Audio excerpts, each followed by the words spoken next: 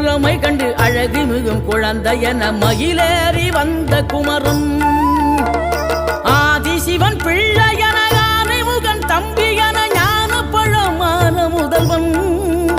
நீ பாடும் குரல் வளம் கொடுக்கும் பனிமலையில் வாழும் அந்த பார்வதியின் இளைய புதல்வன் தேனெடுத்து திணை வளர்க்கும் சிறு குருத்தி வள்ளியவள் சிந்தையில நின்ற மன்னவா நீ நாடி வரும் பக்தர்களின் நாட்டம் அதை தனித்தருளும் ஞான குருநாதன் அல்லவா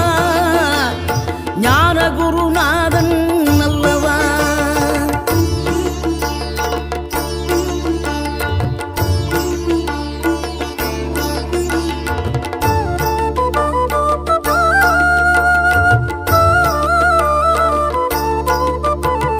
நினைக்கின்ற பொழுதெல்லாம் நிகரில்லா பக்தி ரசம் கொடுக்க